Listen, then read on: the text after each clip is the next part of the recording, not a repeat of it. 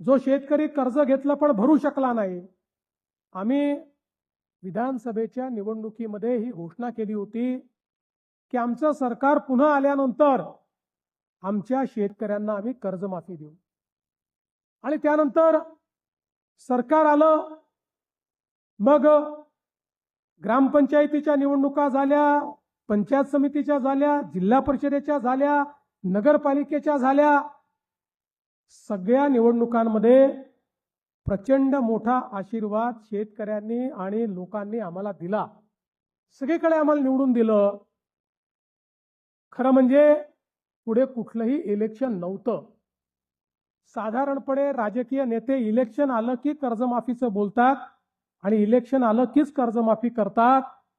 पण सगळी इलेक्शन झाली, पुढची 5 वर्ष कुठलंही इलेक्शन नसताना आमच्या सरकारने सांगितलं शेतकऱ्याला दिलेला शब्द हा आम्ही मोडणार नाही. आणि त्या पुण्यश्लोक लोकमाता अहिल्यादेवी होळकर यांच्या चरणी देखील नतमस्तक होतो. सर्व महामानवांना वंदन करत असतानाच आदरणीय मोठे मालक सुधाकर पंत परिचारक यांना देखील विनम्र आदरांजली अर्पित करतो. आजच्या या कृषी प्रदर्शन आणि शेतकरी मेळाव्याच्या कार्यक्रमामध्ये मंचावर उपस्थित असलेले सोलापूर जिल्ह्याचे पालकमंत्री आणि राज्याचे ग्रामविकास मंत्री ज्यांनी या संपूर्ण वारीला एक अतिशय चांगलं, नवीन, स्वच्छ आणि आधुनिक रूप दिलं असे जयकुमार गोरेजी, मोठ्या मालकांचं कार्य अतिशय चांगल्या पद्धतीनं सांभाळत असलेले सन्माननीय प्रशांत मालक परिचारक, लोकप्रिय आमदार समाधानदादा अवताडे, माजी मंत्री ज्येष्ठ आमदार विजय मालक देशमुख, राजेंद्र राऊतजी, नारायणआबा पाटीलजी, गोपीचंद पडळकरजी, अभिजित पाटीलजी, उत्तमराव जानकरजी, जिल्हा परिषदेचे अध्यक्ष श्री वैद्य, श्री हरीशदादा गायकवाड, श्री राजू बापू गावडे, श्री रणजितदादा शिंदे, श्री कैलास खुळे, शुभम आगावणे, सुभाष मस्के, चेतन सिंग केदार, श्री कार्तिकेयन जिल्हाधिकारी, सहकार आयुक्त श्री दीपक तावरे, श्री शुक्राचार्य भोसले, श्री बाबासाहेब जेजूरकर, श्री दिग्विजय आहेर, मंचावरील सर्व मान्यवर आणि या ठिकाणी उपस्थित सर्व शेतकरी, वारकरी, भगिनी आणि बंधूंनो, सर्वांना माझा जय हरी. आज अतिशय आनंदाची गोष्ट आहे की पुन्हा एकदा या पंढरीमध्ये, पांडुरंगाच्या नगरीमध्ये आमच्या शेतकऱ्यांसोबत या कृषी प्रदर्शनाच्या निमित्ताने मी उपस्थित आहे. खरं तर ही वारीची परंपरा जी शतकानुशतके चालली आहे आणि कुठलंही निमंत्रण नसताना, कोणीही आयोजक नसताना गावोगावून वारकरी निघतात, दिंड्या निघतात आणि चालत चालत पंढरपूर पर्यंत येतात. आणि जगातली ही एकमेव अशा प्रकारची वारी आहे की ज्या वारीमध्ये सर्वांना पांडुरंगाचं दर्शन देखील मिळत नाही. कोणी कळस दर्शन घेतं, कोणी मुखदर्शन घेतं, कोणी नामदेव पायरीचं दर्शन घेतं. पण कुठलंही दर्शन घेतलं तरी पांडुरंगाची भेट झाल्याचा अनुभव हा प्रत्येक वारकऱ्याला या ठिकाणी प्राप्त होतो. आणि एवढंच नाही तर वारकरी जेव्हा एकमेकाला भेटतात त्याही वेळी जय हरी म्हणत, रामकृष्ण हरी म्हणत, माऊली म्हणत एकमेकाचे पाय पकडतात, एकमेकाला दंडवत नमस्कार करतात, साष्टांग नमस्कार करतात. कारण या वारीची परंपरा अशी आहे की प्रत्येक व्यक्ती समोरच्या वारकऱ्यामध्ये, समोरच्या व्यक्तीमध्ये आपल्या माऊलीचं दर्शन घेत असतो. आणि म्हणून अत्यंत भावनिक आणि कौटुंबिक अशा प्रकारचा सोहळा आपल्याला या पंढरपूरमध्ये पाहायला मिळतो. आणि यावेळी तर सगळे रेकॉर्ड तुटतायत. इतक्या मोठ्या प्रमाणात वारकरी या ठिकाणी येत आहेत. 35 लाखापेक्षा जास्त आमचे वारकरी या ठिकाणी पोहोचतायत. जवळजवळ 21 किलोमीटरची दर्शनाची रांग यावेळी लागलेली आहे. पण हे सगळं होत असताना आपल्या राज्य सरकारच्या वतीने पालकमंत्री असतील, जिल्हा प्रशासन असेल, सगळे आपले अधिकारी असतील, यांनी अतिशय उत्तम सेवा करण्याचा प्रयत्न केला. जर्मन हँगर्स असतील, त्या ठिकाणी पाद्य सेवा असेल, वैद्यकीय सेवा असेल, सर्व प्रकारच्या सेवा या अतिशय उत्तम पद्धतीनं या ठिकाणी करण्याचा प्रयत्न आपण केला. आणि मला विश्वास आहे वारीची परंपरा कधीच कमी होणार नाही, ती वाढतच राहील. या वाढत्या परंपरेला साजेसं संपूर्ण व्यवस्थित कार्य हे आपल्याला दरवर्षी करायचंच आहे. आणि म्हणूनच मगाशी या ठिकाणी प्रशांत मालकांनी आणि पालकमंत्र्यांनी पंढरपूरच्या कॉरिडॉरचा विषय देखील ठेवला. आणि आता जवळजवळ सगळी तयारी झाली आहे. काही लोकांच्या मनात थोड्या शंका आहेत. बहुतांश लोकांना आता हे लक्षात आलेलं आहे की त्यांनी मनात घेतलं त्याहीपेक्षा चांगलं पुनर्वसन आम्ही देतो. काही थोडक्या लोकांच्या मनातल्या शंका देखील आम्ही त्यांच्याशी चर्चा करून दूर करू.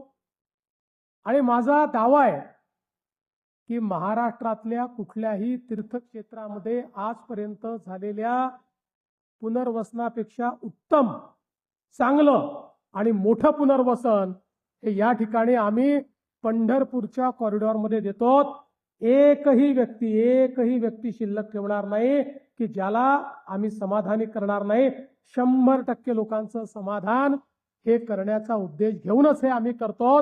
कारण आम्हाला माहिती आहे आज 30-30 लाख लोक ज्यावेळी पंढरपूरमध्ये येतात, मनामध्ये भीती असते, काय होईल. ही शिस्तीची माणसं आहेत, एकमेकाला सांभाळून घेणारी माणसं आहेत. परंतु आपल्याला माहिती आहे अपघात हा सांगून येत नाही. त्यामुळे प्रशासनापासून मुख्यमंत्र्यापर्यंत, पालकमंत्र्यापासून तर आमदारांपर्यंत सगळ्यांच्या मनामध्ये वारी संपतपर्यंत, आषाढी संपतपर्यंत, दुसरा दिवस होतपर्यंत आणि वारकरी सुखरूप घरी जातपर्यंत एक अनाहूत भीती असते की सगळं नीट झालं पाहिजे. पांडुरंगाच्या कृपेनं ते नीट होतंच. पण केवळ पांडुरंगाच्या भरोशावर हे सोडून चालणार नाही. आपल्यालाही व्यवस्था कराव्या लागतील. या वाढत्या संपूर्ण वारकऱ्यांकरता आणि आता देशभरातनं लोक या ठिकाणी येत आहेत, त्यांच्या योग्य व्यवस्था व्हाव्यात या दृष्टीनं खऱ्या अर्थानं आपण या सगळ्या व्यवस्था या ठिकाणी सुरू केल्या. मला अतिशय आनंद आहे की आज आपण या कृषी प्रदर्शनीमध्ये आहोत. 2015-16 साली ज्यावेळेस मोठ्या मालकांनी प्रदर्शनाची सुरुवात केली त्यावेळी मी स्वतः या ठिकाणी होतो. आणि जी बाजार समिती आहे, अतिशय उत्तम कारभार करणारी बाजार समिती की ज्याने 16 कोटीपासनं आता एक प्रचंड मोठी भरारी मारत इतका मोठा आपला विस्तार केलेला आहे की महाराष्ट्रातल्या उत्तम बाजार समित्यांमध्ये या बाजार समितीची गणना या ठिकाणी केली जाते. हे सांगताना मला आनंद होतो. आणि शेवटी येणारा वारकरी हा शेतकरी आहे. आमचे शेतकरी, शेतमजूर, 12 बलुतेदार हेच या वारीमध्ये सगळे येत असतात. आणि म्हणूनच त्यांच्यापर्यंत चांगलं तंत्रज्ञान पोचलं पाहिजे. शेतीच्या क्षेत्रात जे नवीन प्रयोग चाललेले आहेत ते पोचले पाहिजेत. या दृष्टीनं खऱ्या अर्थानं या कृषी प्रदर्शनाची सुरुवात झाली आणि दरवर्षी नवनवीन प्रयोग हे आपल्याला या ठिकाणी पाहायला मिळतात. नवीन वाण आपल्याला पाहायला मिळतात, नवीन पद्धती आपल्याला पाहायला मिळतात, नवीन यंत्रसामुग्री आपल्याला पाहायला मिळते. आताही आम्ही आलो तेव्हा आर्टिफिशियल इंटेलिजन्स AI वर आधारित काही स्टॉल्स या ठिकाणी आहेत. भविष्यामध्ये शेतीच्या क्षेत्रामध्ये AIचं महत्त्व ओळखून महाराष्ट्र हे पहिलं राज्य आहे की आम्ही आमच्या शेतकऱ्यांकरता महाविस्तार नावाचा AI ॲप तयार केला. आपल्यापैकी आता जवळपास 50 लाख शेतकरी हे महाविस्तारवर आले आहेत. जे आले नाहीत त्यांनी आलं पाहिजे असं माझा आग्रह आहे. कारण हा महाविस्तार म्हणजे तुमचा मित्र आहे.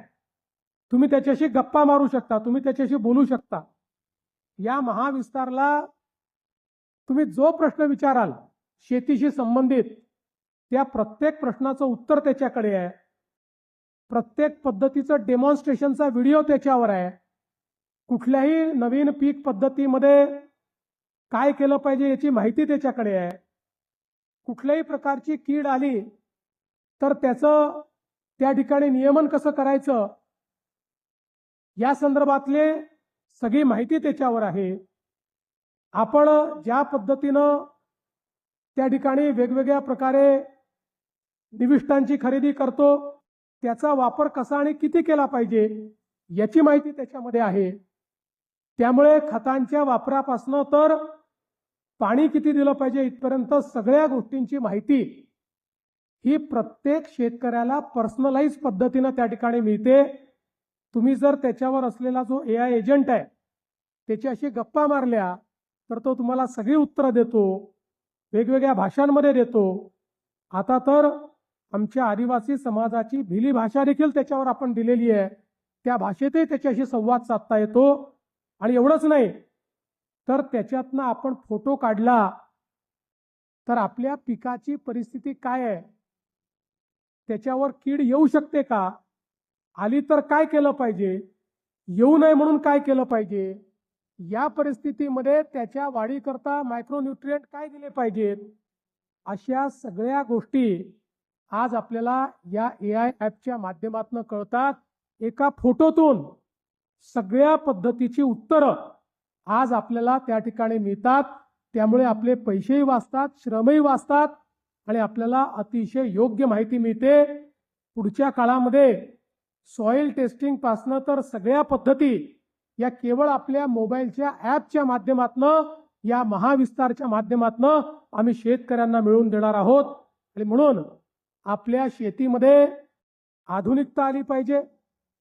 कुठेतरी उत्पादनाचा खर्च हा आम्हाला कमी करता आला पाहिजे. आमची उत्पादकता वाढली पाहिजे, जेणेकरून शेतकऱ्याचा नफा वाढला पाहिजे. अशा पद्धतीनं आज आपण वेगवेगळे प्रयोग या ठिकाणी सुरू केले. मला अतिशय आनंद आहे की सातत्याने आमच्या शेतकऱ्यांवर कुठलं ना कुठलं संकट येत असतं. यावर्षी देखील अल निनोचं संकट आहे. बऱ्याच भागामध्ये पाऊस कमी पडतोय. पण या सगळ्या संकटांमध्ये आमचा जो शेतकरी अडचणीत आला, जो शेतकरी कर्ज घेतलं पण भरू शकला नाही, आम्ही विधानसभेच्या निवडणुकीमध्ये ही घोषणा केली होती की आमचं सरकार पुन्हा आल्यानंतर आमच्या शेतकऱ्यांना आम्ही कर्जमाफी देऊ. आणि त्यानंतर सरकार आलं. मग ग्रामपंचायतीच्या निवडणुका झाल्या, पंचायत समितीच्या झाल्या, जिल्हा परिषदेच्या झाल्या, नगरपालिकेच्या झाल्या. सगळ्या निवडणुकांमध्ये प्रचंड मोठा आशीर्वाद शेतकऱ्यांनी आणि लोकांनी आम्हाला दिला. सगळीकडे आम्हाला निवडून दिलं. खरं म्हणजे पुढे कुठलंही इलेक्शन नव्हतं. साधारणपणे राजकीय नेते इलेक्शन आलं की कर्जमाफीचं बोलतात आणि इलेक्शन आलं कीच कर्जमाफी करतात. पण सगळी इलेक्शन झाली, पुढची 5 वर्ष कुठलंही इलेक्शन नसताना आमच्या सरकारने सांगितलं शेतकऱ्याला दिलेला शब्द हा आम्ही मोडणार नाही. आणि देशातली सगळ्यात मोठी कर्जमाफी या ठिकाणी घोषित केली आणि अहिल्यादेवी होळकर कर्जमाफी योजना घोषित केली. 56 लाख शेतकऱ्यांना कर्जमाफी मिळणार आहे. ज्यांनी नियमित कर्ज भरलं त्यांना 50,000 रुपये त्यांच्या अकाउंटला आम्ही देतो आहोत. आणि मला अतिशय आनंद आहे. खरं म्हणजे कर्जमाफीची भव्य सुरुवात करायची आमच्या मनामध्ये होतं, पण ज्यावेळी हा मेळावा या ठिकाणी ठरला त्यावेळी मनात आमच्या सगळ्यांच्याच हे आलं की या ठिकाणी पांडुरंगाच्या नगरीत जिथे शेतकरी वारकरी इतक्या मोठ्या प्रमाणात येतात तिथून याची आपण सुरुवात केली तर यापेक्षा अधिक उत्तम योग काय असू शकेल. आणि मग आमच्या सहकार विभागाला कामी लावलं आणि अतिशय वेगाने सहकार विभागाने पहिली यादी घोषित केली. 17 लाख शेतकऱ्यांची पहिली यादी 13,000 कोटी रुपये आपण त्या शेतकऱ्यांना या ठिकाणी देतो आहोत. आणि आता दुसऱ्या यादीचं काम सुरू झालंय. या पहिल्या यादीतले जे शेतकरी आहेत त्यांच्या याद्या गावात जाणार, त्या गेल्या आता. आणि तात्काळ आमचा प्रयत्न असा आहे की ऑथेंटिकेट करून 31 तारखेपूर्वीच या 17 लाख शेतकऱ्यांच्या खात्यामध्ये पैसे आम्ही जमा करणार आहोत. त्याची सुरुवात आम्ही केलेली आहे. आणि आज आपल्या सोलापूर जिल्ह्यातले 7 शेतकरी त्यांच्या खात्यात पैसे जमा केले, त्यांना कर्जमुक्त केलं, नवीन कर्ज घेण्याकरता पात्र केलं. आज कर्जमुक्तीचं सर्टिफिकेट देखील त्यांना दिलेलं आहे आणि नवीन कर्जाचं वाटप देखील त्यांच्या हातामध्ये आपण केलेलं आहे. त्यामुळे निश्चितपणे याची सुरुवात आपण केली आहे. आता जिल्ह्यांमध्ये हे कार्यक्रम आम्ही करू. या सगळ्या याद्या, दुसरी यादी, तिसरी यादी, कारण बँकांकडनं सगळा डेटा जमा करावा लागतो. अनेक वेळा आमच्या बँकाही खूप हुशार आहेत. त्या एक एक डेटा 2-2दा पाठवून देतात, कारण त्यांच्याही खात्यांमध्ये पैसे येतात. त्यामुळे त्याचंही एकदा आम्हाला पडताळणी करावी लागते. सगळंच काही चांगलं असतं असं नाहीये, म्हणून थोडा त्याला वेळ लागतो. पण काळजीचं कारण नाही. आपल्या कर्जमाफीच्या योजनेमध्ये बसणारा एकही शेतकरी आम्ही मागे राहू देणार नाही. सर्व शेतकऱ्यांना या ठिकाणी कर्जमाफी मिळेल. आणि म्हणूनच आज पांडुरंगाच्या चरणी याची सुरुवात आम्ही केली आहे. लवकरच याचं एक भव्य कार्यक्रम आमचे दोन्ही उपमुख्यमंत्री एकनाथराव शिंदेजी, सुनेत्राताई पवार, आमचे कृषी मंत्री, सहकार मंत्री, अशा सगळ्यांच्या उपस्थितीमध्ये पुढच्या काळामध्ये आम्ही घेऊ. आणि जोपर्यंत सगळ्या शेतकऱ्यांचे अकाउंट सेटल होत नाही तोपर्यंत याच्यावर पूर्ण नजर ठेवून आम्ही लोक राहणार आहोत. मी या निमित्ताने सांगतो, एकीकडे शेतकऱ्याला कर्जमाफी तर दिलीच, पण दुसरीकडे मला सांगताना आनंद वाटतो की आपण आपल्या शेतकऱ्यांना विजेचं बिल जे माफ केलं त्याच्या पोटी दरवर्षी 24 ते 25 हजार कोटी रुपये राज्य सरकार आपल्या तिजोरीतून आपल्या महामंडळाला म्हणजे वीज मंडळाला त्या ठिकाणी देत आहे. कारण शेवटी वीज मंडळाला जर राज्य सरकारने पैसे दिले नाही तर MERCच्या नियमाप्रमाणे वीज मंडळाला ते पैसे इतर घरगुती ग्राहकांकडून वसूल करावे लागतात. त्यामुळे त्यांचे बिल वाढू नये म्हणून दरवर्षी 25,000 कोटी रुपये आम्ही राज्य सरकारच्या तिजोरीतून त्या ठिकाणी आपल्या वीज मंडळाला देतो. एवढंच नाही तर आम्हाला सातत्याने शेतकरी विचारायचे की जरा तुम्ही आता तर हे ठीक आहे बाबा, आमचं वीजचं बिल तुम्ही पाठवत नाही, ते तुम्ही माफ केलं, पण कधीतरी आम्हाला भीती आहे एक दिवस आम्हाला मोठं बिल येईल, जुनी आमची जी थकीत आहे त्या थकितीचं बिल तुम्ही पाठवाल, मग त्या दिवशी आम्ही काय करायचं. त्यामुळे त्या थकीतचं काय झालं हे आम्हाला सांगा. अशा पद्धतीनं अनेक लोक प्रश्न विचारायचे, मनात भीती होती. आणि म्हणून कधीही कोणी विचार केला नव्हता असा निर्णय घेण्याचा आम्ही ठरवलं. आमच्या शेतकऱ्यांचं 7.5 हॉर्स पॉवरच्या आतले जे शेतकरी आहेत त्यांचं 48,000 कोटी रुपयाचं बिल थकीत होतं. आम्ही निर्णय केला आणि हे बिल माफ करून टाकलं. 50 लाख शेतकऱ्यांचं 48,000 कोटी रुपयाचं बिल हे आता आपण माफ केलेलं आहे. त्यांच्याकडनं ते कधीच वसूल या ठिकाणी केलं जाणार नाही. आणि मला विश्वास आहे की आता 75% राज्यातल्या शेतकऱ्यांना आम्ही दिवसा वीज देतो. पुढच्या काळामध्ये डिसेंबर किंवा मार्च पर्यंत 100% शेतकऱ्यांना आम्हाला दिवसा 12 तास वीज द्यायची आहे. पहिले 8 तास देऊ, मग 10 तास देऊन मग 12 तास देऊ. त्यामुळे केवळ विजेचं बिल माफ करून नाही तर शेतकऱ्यांना रिलायबल वीज मिळाली पाहिजे या दृष्टीने देखील मोठ्या प्रमाणात काम आपण करतो.